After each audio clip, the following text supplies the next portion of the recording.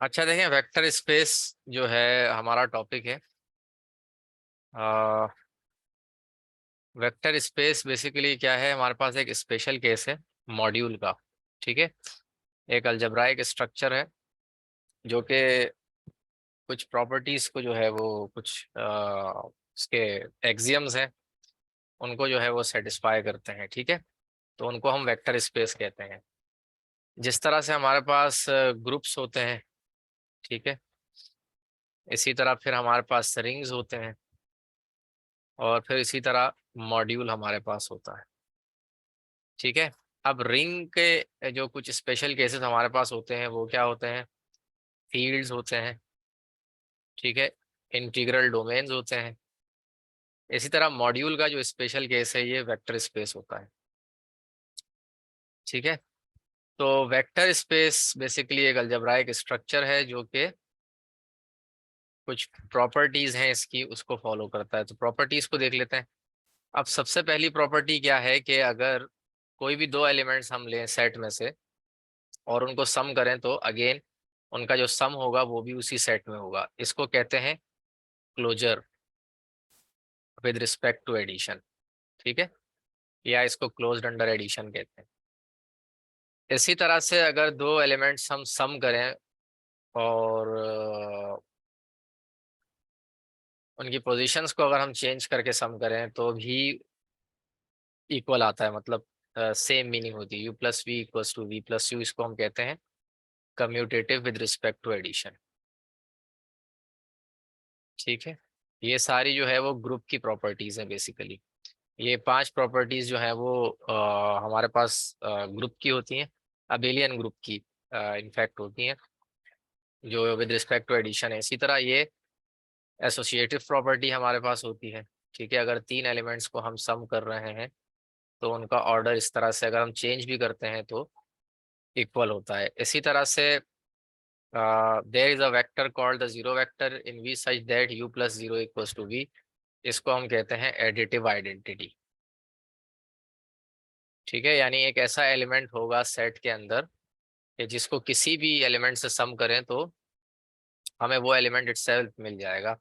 For example, जैसे अगर हम रियल नंबर्स की बात करें तो कोई भी रियल नंबर लेके उसको जीरो से ऐड करेंगे तो हमें वही नंबर अगेन मिल जाता है। ठीक है, तो इसको कहते हैं एडिटिव आइडेंटिटी। फिर इसी तरह से आ, पांचवी प्रॉपर्टी है एडिटिव इनवर्स की।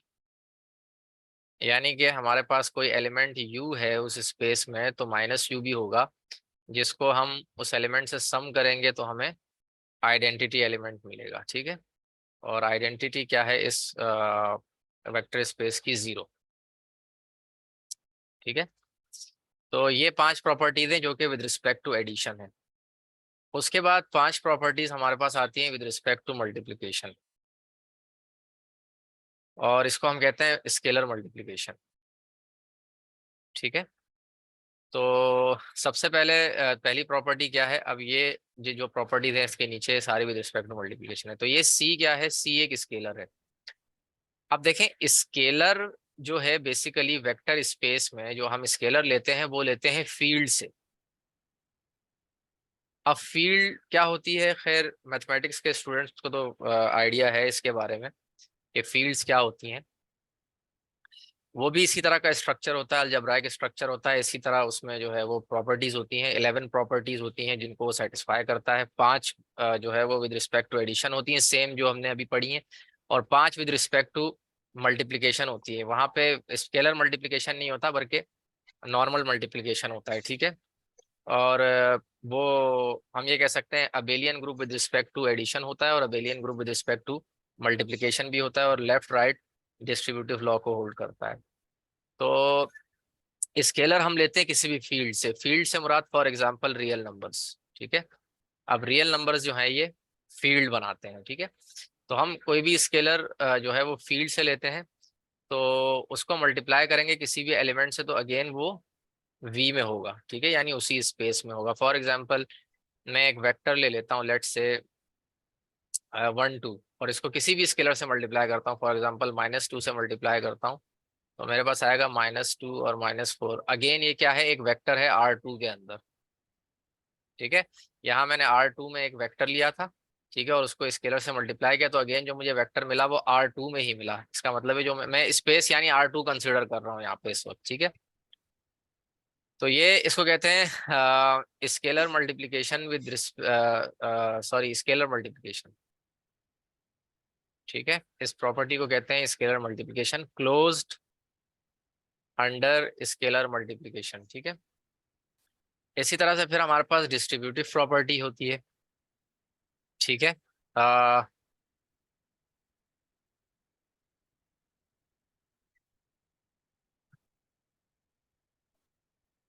यहाँ पे अगर हम दो वेक्टर्स को सम कर रहे हैं और किसी स्केलर से मल्टीप्लाई कर रहे हैं तो इंडिविजुअली इस तरह से हम उसको लिख सकते हैं, ठीक है। ये भी एसोसिएटिव प्रॉपर्टी है।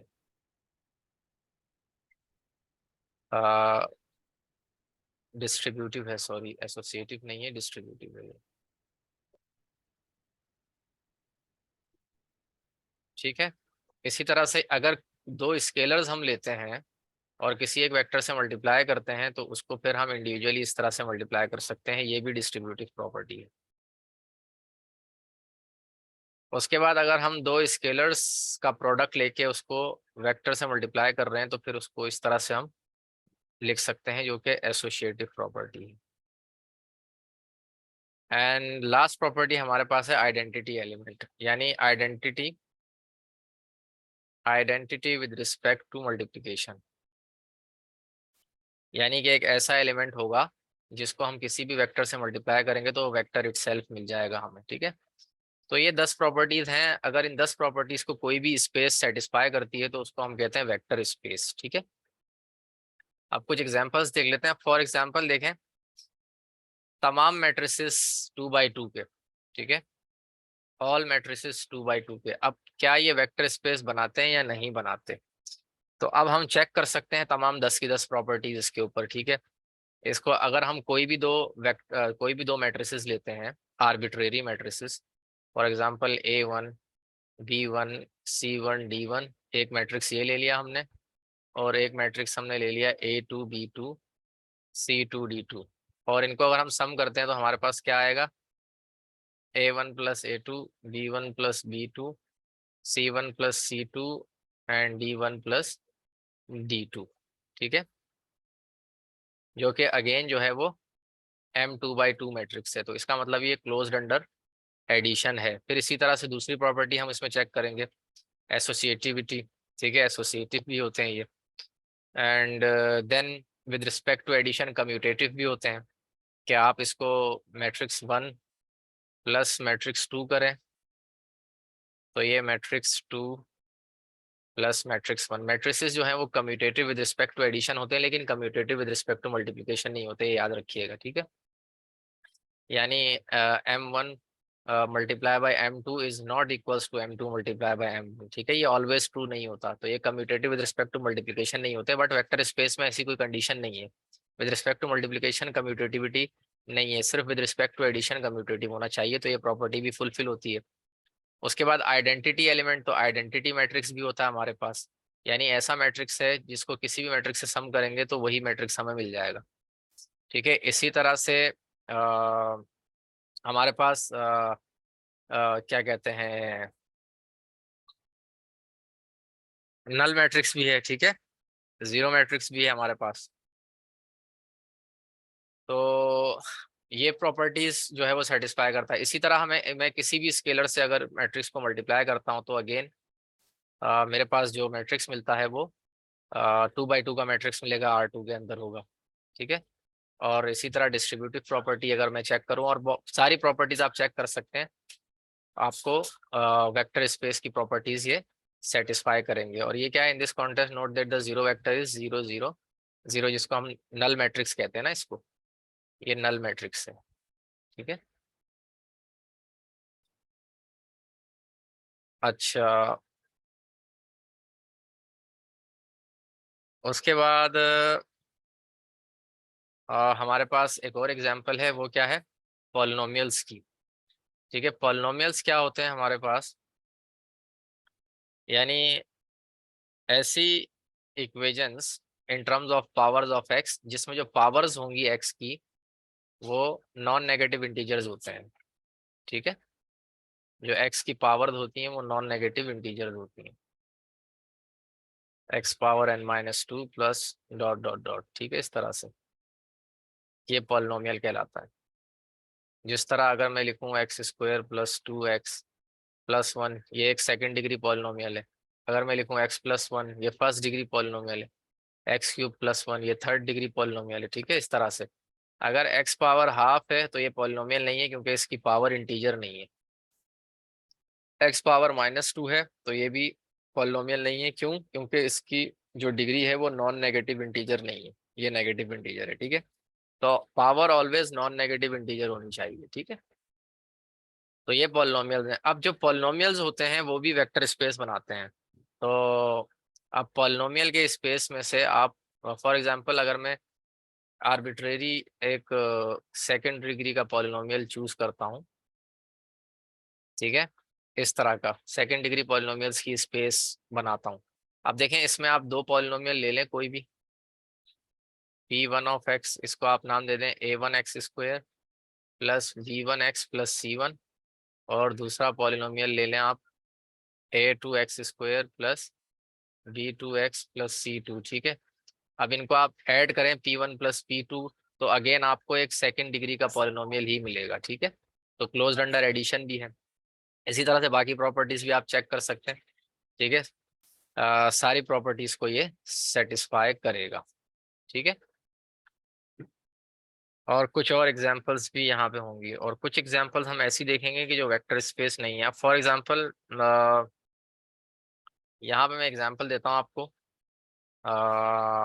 नेचुरल नंबर्स की,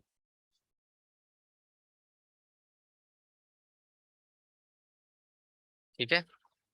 अब देखें, नेचुरल नंबर्स हमारे पास क्या होते हैं, 1 2 3 एंड सो ऑन, ठीक है। अब नेचुरल नंबर्स जो है वो कौन सी प्रॉपर्टी को सेटिस्फाई नहीं करते हैं। अब इन 10 में से अगर कोई एक भी प्रॉपर्टी फेल होती है ना, तो हम ये कह देंगे कि ये वेक्टर स्पेस नहीं है। अब देखें, नेचुरल नंबर्स में हमारे पास एडिटिव इनवर्स नहीं होता। फॉर एग्जांपल अगर हम 2 लेते हैं तो इसमें -2 नहीं है हमारे पास, क्योंकि एडिटिव इनवर्स का होना लाजमी है, ठीक है। ऐसा एलिमेंट लाजमी होना चाहिए जिसको इस एलिमेंट से ऐड करूं तो मुझे एडिटिव आइडेंटिटी मिले, और इसमें एडिटिव आइडेंटिटी भी नहीं है क्योंकि जीरो एलिमेंट इसमें नहीं है, ठीक है। तो इसमें बहुत सारे मतलब दो प्रॉपर्टीज तो हमने देख ली जो कि नहीं है नेचुरल नंबर्स में। इसका मतलब नेचुरल नंबर्स वेक्टर स्पेस नहीं बनाते, ठीक है। इसी तरह से आप इंटीजर्स को चेक कर सकते हैं, आप रैशनल नंबर्स को चेक कर सकते हैं, और भी बहुत सारे आप देख सकते हैं, इरेशनल नंबर्स को चेक कर सकते हैं। फिर इसी तरह अगर मैं मैट्रिसेस ले लूँ, चलें एक मैट्रिक्स का केस देख लेते हैं, 2x2 के ऐसे मैट्रिसेस जो कि इन्वर्टिबल हैं, ठीक है, all invertible 2x2 matrices, all invertible 2x2 matrices. तो देखें इसमें सबसे पहली प्रॉपर्टी क्या फेल होगी। अब इन्वर्टिबल 2x2 मैट्रिक्स में क्या हमारे पास ये वाला मैट्रिक्स होगा? कभी भी नहीं होगा, क्योंकि ये नॉन इन्वर्टिबल है। तो इसका मतलब ये है कि इसमें एडिटिव आइडेंटिटी नहीं है, ठीक है। तो ये वेक्टर स्पेस नहीं बनाएगा। इसी तरह से अगर मैं कोई भी आर्बिट्रेरी वेक्टर इनमें ले लूं, फॉर एग्जांपल अब ये एक इन्वर्टिबल मैट्रिक्स है और ये भी एक इन्वर्टिबल मैट्रिक्स है, ठीक है। अगर मैं इन दोनों को सम करूंगा तो मुझे क्या मिलेगा? 0 0 0 0 मिलेगा, जो कि इन्वर्टिबल नहीं है। तो this does not belongs to M2/2 of all invertible matrices, ठीक है, क्योंकि ये इन्वर्टिबल नहीं है। हमने कंडीशन रख दी है कि ऑल इन्वर्टिबल मैट्रिसेस को हम चेक कर रहे हैं, ठीक है। तो ये वेक्टर स्पेस नहीं बनाएगा ये भी। इसी तरह से हमारे पास फिर सब स्पेसिस होते हैं। अब सब स्पेसिस क्या है? सब स्पेसिस भी जाहिर सी बात जो वेक्टर स्पेसिस होते हैं उनके जिस तरह सबसेट होता है, एक सेट का सबसेट होता है। फॉर एग्जांपल अगर मैं एक सेट लूँ 1 2 3, तो इसके सबसेट्स क्या होंगे? 1 इसका सबसेट होगा, 2 इसका सबसेट होगा, 3 इसका सबसेट होगा, 1 2 इसका सबसेट होगा, 1 3 इसका सबसेट होगा, ठीक है। तो ये सबसेट्स हैं। इसी तरह सब स्पेसिस भी होते हैं। अब सब स्पेसिस को टेस्ट किस तरह से किया जाता है? vector spaces may be formed from subsets of the other vector spaces. These are called subspaces. अब सबस्पेस टेस्ट के लिए क्या है हमारे पास? Zero vector of V is in H, यानी कि वी जो है, वी जो हमारे पास वेक्टर स्पेस है, वी बेसिकली क्या है, वेक्टर स्पेस है। ठीक है, अब इसकी कोई भी सब स्पेस है उसको हम एच नाम दे रहे हैं। ठीक है, तो जो जीरो वेक्टर इसका, यानी इसकी जो एडिटिव आइडेंटिटी है, ठीक है, इस स्पेस की, वो इसमें भी होनी चाहिए, एच में, इसके सब स्पेस में। ठीक है, ये पहली कंडीशन। दूसरी कंडीशन क्या है, for each U and V are in H, U plus V is in H. तो यानी जो एच, जो सब स्पेस हम ले रहे हैं, अगर उसमें से कोई भी दो एलिमेंट लें और उनको सम करें तो अगेन वो एच में होने चाहिए। ठीक है, यानी कि क्लोज्ड अंडर एडिशन होने चाहिए। तीसरी प्रॉपर्टी क्या है, for each U in H and each scalar C, C U is an H, यानी क्लोज्ड अंडर स्केलर मल्टीप्लीकेशन होना चाहिए। ठीक है, ये तीन प्रॉपर्टीज फुलफिल करेगा तो वो सब स्पेस कहलाएगा। ठीक है,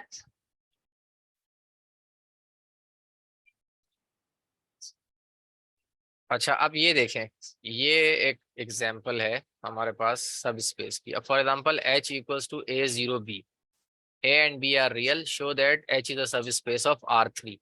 अब देखें आर थ्री जो है वो किस तरह का, किस तरह की स्पेस है। R three basically three dimensional Euclidean space है, जिसमें हमारे पास तीन कंपोनेंट्स होते हैं, एक्स कंपोनेंट, वाई कंपोनेंट और जेड कंपोनेंट। ठीक है, तीन कंपोनेंट्स होते हैं। अब ये एक खास किस्म का जो है ना सेट ले लिया इसने, यानी एक ऐसा सेट है जिसमें एलिमेंट्स इस टाइप के होंगे, यानी जिसका दूसरा एलिमेंट, जो दूसरा कंपोनेंट है, जिसको हम जेथ कंपोनेंट, अब ये अगर आयथ कंपोनेंट है, ये जेथ कंपोनेंट है, ये केथ कंपोनेंट है, तो इसका जेथ कंपोनेंट हमेशा जीरो होगा। फॉर एग्जांपल -1 0 2, ठीक है, 3 0 -5, ठीक है, फॉर एग्जांपल -9 0 -8, यानी कि सेकंड कंपोनेंट हमेशा जीरो होगा। ठीक है ना, ऐसा सेट हम ले रहे हैं और देखना चाह रहे हैं क्या ये सेट जो है वो आर थ्री का सब स्पेस है या नहीं है। तो तीन कंडीशन हम देखेंगे। सबसे पहला क्या, जीरो जीरो वेक्टर इसमें होगा। ठीक है, तो जाहिर सी बात है अगर मैं ए को जीरो ले लूं और बी को जीरो ले लूं तो जाहिर है ये आ जाएगा 0 0 0। तो जीरो वेक्टर है, पहली कंडीशन सेटिस्फाई हो गई। ठीक है, और क्योंकि A and B are real का है ना, तो रियल नंबर तो 0 0 भी है। ठीक है ना, तो ए और बी को तो मैं आर्बिट्रेरी कोई भी रियल नंबर चूज कर सकता हूँ। तो पहली कंडीशन सेटिस्फाई हो गई। दूसरी कंडीशन क्या है कि कोई भी एलिमेंट u प्लस वी, दो एलिमेंट उनको सम करूं तो वो भी h में होना चाहिए। तो जाहिर सी बात है अगर मैं दो एलिमेंट्स इस तरह से लेता हूँ, A10 B1, A20 B2। ठीक है, where A1 A2 B1 B2 ये क्या है, रियल नंबर में सिंपल। तो इनका सम क्या आएगा, A1 + A2 0 B1 + B2। तो अगेन A1 + A2 भी एक रियल नंबर होगा, क्योंकि हमें पता है दो रियल नंबर्स का सम रियल नंबर होता है। B1 + B2 भी रियल नंबर होगा, इसका मतलब ये कंडीशन भी सेटिस्फाई हो गई। तीसरी कंडीशन क्या है कि मैं कोई भी स्केलर ले लूं, आर्बिट्रेरी स्केलर, उसको मल्टीप्लाई करूं, तो ये क्या हो जाएगा, CA0 CB। तो again scalar multiplied by a real number is again a real number, तो ये भी रियल नंबर ही होगा और R3 में होगा ये सेट। ठीक है, तो इसका मतलब क्या हुआ कि ये R3 का सब स्पेस है। ठीक है, तो यहाँ पे देख लें, the zero vector of R3 is in H, let A equals to 0 and B equals to 0। तो हमारे पास ये एडिटिव आइडेंटिटी मिल जाएगी। ठीक है ना, इस तरह से हम इसको चेक कर सकते हैं। Adding two vectors in H always produces another vector whose second entry is 0। ठीक है, इसकी सेकंड एंट्री हमेशा 0 होगी, and therefore the sum of two vectors in H is also in H. Multiplying a vector in H by a scalar produces another vector in H, H is closed under scalar multiplication. ठीक है, तीनों properties को hold करेगा, तो हम कहेंगे ये सब स्पेस है R3 का, और ये इन्होंने दिखाया हुआ है। अब ये बेसिकली जो ये A0 B है, इसका मतलब क्या है। ठीक है, इस वेक्टर का मतलब क्या है थ्री डायमेंशन के अंदर। थ्री डायमेंशन के अंदर इसका मतलब सिंपल यही है कि इसका वाई कंपोनेंट 0 है। इसका मतलब क्या है कि अगर ये मेरा XY Z स्पेस है, तो ये जो वेक्टर है ये कहाँ पे है, एक्स और जेड प्लेन में है, क्योंकि इसका सिर्फ एक्स और जेड कंपोनेंट एग्जिस्ट करता है, बाकी वाई कंपोनेंट 0 है। तो ये एक्स और जेड प्लेन के अंदर मिलेगा, यानी इस प्लेन में हमें मिलेगा। ठीक है, इस तरह से। इस प्लेन में इसको हम जाहिर सी बात है एक्स जेड प्लेन ये भी है, और एक्स जेड प्लेन यहाँ से अगर मैं नेगेटिव एक्स एक्सिस पे एक्सटेंड करूँ तो ये भी जो है वो एक्स जेड प्लेन है। ठीक है, इस तरह से, यानी एक्स जेड प्लेन के अंदर होंगे ये वेक्टर्स। ठीक है, अच्छा अब ये इसको टेस्ट करना है कि ये वेक्टर स्पेस है या नहीं है। अब देखें, अब यहाँ पे किस तरह का है, set x x plus one. अब देखें इधर इशू क्या है, वेयर एक्स इज रियल। अब मैं, मुझे पहली चीज क्या देखनी है, जीरो वेक्टर। अब क्या जीरो वेक्टर इसमें होगा? फॉर एग्जाम्पल एक्स को मैं जीरो ले लेता हूँ तो क्या आएगा, जीरो और वन। तो ये जीरो जीरो वेक्टर मुझे कभी भी नहीं मिलेगा इस सेट में। ठीक है, एक्स को आप कुछ भी रख लें, जीरो जीरो कभी भी नहीं मिलेगा। फॉर एग्जाम्पल एक्स को मैं अगर -1 रखता हूँ तो यहाँ -1 आ जाएगा, यहाँ जीरो आ जाएगा, मगर ये वेक्टर कभी भी नहीं मिलेगा। तो पहली कंडीशन ही फेल हो गई। तो इसका मतलब क्या है, ये वेक्टर स्पेस नहीं है। ठीक है, और इसमें दूसरी कंडीशन भी फेल होगी, और भी बहुत सारी कंडीशन में फेल। अगर दूसरी कंडीशन में चेक करूँ, u प्लस वी वाली, तो लेट सपोज मैं इसको मान लेता हूँ x1, और इसको मान लेता हूँ x2 प्लस वन। ठीक है, प्लस इसको मैं मान लेता हूँ, सॉरी, हाँ x1 x2, नहीं इसको x1 ही रखेंगे ना हम, क्योंकि x ही है। ठीक है, और यहाँ पे x2 और ये x2 प्लस वन। अब देखें मैं इनको सम करूंगा तो क्या आएगा, x1 प्लस x2, यहाँ आ जाएगा x1 plus x2 plus two. अब देखें इशू क्या है, इस x1 प्लस x2 को तो अगेन में जो है वो जाहिर सी बात है, अ, दो वेक्टर्स लिए हैं मैंने, दो रियल नंबर्स को ऐड किया है, तो अगेन x1 प्लस x2 एक रियल नंबर होगा। यहाँ पे भी x1 प्लस x2 एक रियल नंबर होगा, बट यहाँ +2 आ रहा है, जबकि मेरा जो स्पेस जो है गिवन है उसमें वो कहता है कि 1 आना चाहिए हमेशा, यानी तमाम एलिमेंट्स इस टाइप के होने चाहिए। तो सेकंड प्रॉपर्टी भी फेल कर गया। ठीक है, इस तरह से आप इसको टेस्ट कर सकते हैं। So all three properties must hold in order for H to be subspace of property A is not true because 0 0 is not in H। ठीक है, एक कंडीशन भी फेल होगा, इसका मतलब है वेक्टर सब स्पेस नहीं है। ठीक है, अच्छा इसी तरह से अनदर वे टू शो, अब इसने दूसरी प्रॉपर्टी को भी चेक करके शो किया है यहाँ पे। ठीक है, दूसरी प्रॉपर्टी भी फेल हो रही है, वो भी हमने चेक कर ली है। उसके बाद यहाँ पे शॉर्टकट फॉर डिटरमाइनिंग सब स्पेसिस। अब एक थ्योरम हमारे पास है कि अगर हमारे पास एक वेक्टर स्पेस V है जिसके एलिमेंट्स इस तरह से हैं V1 V2 VP, ये एक वेक्टर स्पेस है। अब इसका कोई भी हमने सब स्पेस ले लिया, ठीक है, तो इसका सब स्पेस कैसा होगा, span of V1 to VP, यानी इनके स्पैन में अगर कोई भी सेट हम लेंगे वो क्या होगा, सब स्पेस होगा V का।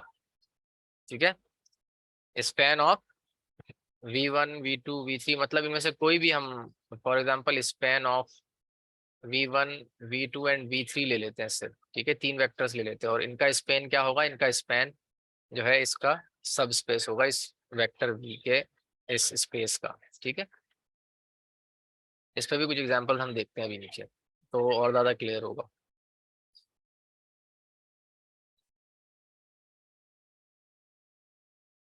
अच्छा देखें, ये एक एग्जांपल है, इस V equals to A plus 2B 2A minus 3B A and B are real a subspace of R2 Y और Y नॉट। अब देखें ये क्या है हमारे पास, A plus 2B and 2A minus 3B। ठीक है, यानी कि ये एक वेक्टर स्पेस है, ऐसा वेक्टर स्पेस है जिसके एलिमेंट्स इस तरह के होंगे। अब हम फॉर एग्जांपल एक एलिमेंट इसमें से चलें इसको हम उसके दूसरे जो शॉर्टकट मेथड है उसके थ्रू देखते हैं। अब देखें इसको मैं ऐसे लिख सकता हूँ, A 2A plus 2B minus 3B, और यहाँ से मैं लिख सकता हूँ A 1 2 प्लस B 2 माइनस 3। अब ये जो दो वेक्टर्स मुझे मिले हैं बेसिकली V1 और V2, तो देखें ये दोनों वेक्टर्स R2 में हैं और ये दोनों वेक्टर्स लीनियरली इंडिपेंडेंट भी हैं। ये हम कैसे पता कर सकते हैं कि लीनियरली इंडिपेंडेंट, इनका डिटर्मिनेंट फाइंड करें, ये नॉन जीरो आएगा। इनका डिटर्मिनेंट क्या आएगा, -7, जो कि नॉन जीरो है। इसका मतलब ये लीनियरली इंडिपेंडेंट सेट है। तो हमें पता है कि लीनियरली इंडिपेंडेंट सेट अगर है तो वो स्पैन करता है R2 को। ठीक है, ये R2 के वेक्टर थे ना, 2 डायमेंशनल। तो इसका मतलब है ये दोनों वेक्टर्स जो हैं वो पूरे R2 को स्पैन करेंगे। तो इसका मतलब ये सिंपल क्या हो जाएगा कि ये सब स्पेस होगा R2 का। ठीक है, तो ये एक एग्जांपल आपके सामने आ गई, जो कि शॉर्टकट मेथड से हमने सॉल्व किया। ठीक है, स्पैनिंग सेट्स के थ्रू। इसी तरह से अब ये देखें, ये एग्जांपल है। अब देखें, इसको मैं ऐसे लिख सकता हूँ, ए ए ए प्लस, यहाँ नीचे लिख लेता हूँ इसको, ए ए प्लस 2b 0 0 प्लस 0 0 1। ठीक है, और यहाँ पे मैं कर सकता हूँ a × 1 1 1 प्लस b × 1 0 0 प्लस 0 0 1। ठीक है, अब देखें इधर सबसे ये पहला जीरो इशू वन क्या है। जीरो नहीं होगा? हेलो, ये 0 1 0 1 0 नहीं होगा लास्ट वाला? नहीं लास्ट 0, 1 मिनट, लास्ट हाँ लास्ट वाला बिल्कुल 0 1 0 होगा, 0 1 0। ठीक है, 0 1 0। ठीक है, अब ठीक है, और यहाँ पे ये 2 होगा ना।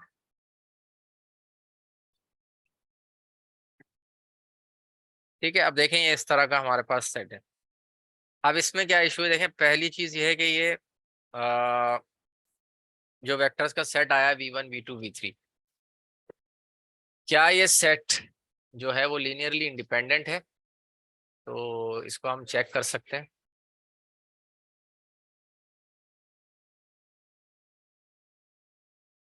ठीक है, तो ये आएगा 1 टाइम्स, ये 0 हो जाएगा, -2 इंटू 1 टाइम्स 0 0 -1 प्लस 0। तो ये आएगा 2। इसका मतलब इसका डिटर्मिनेंट नॉन जीरो है, तो ये लीनियरली इंडिपेंडेंट तो है। लेकिन इसमें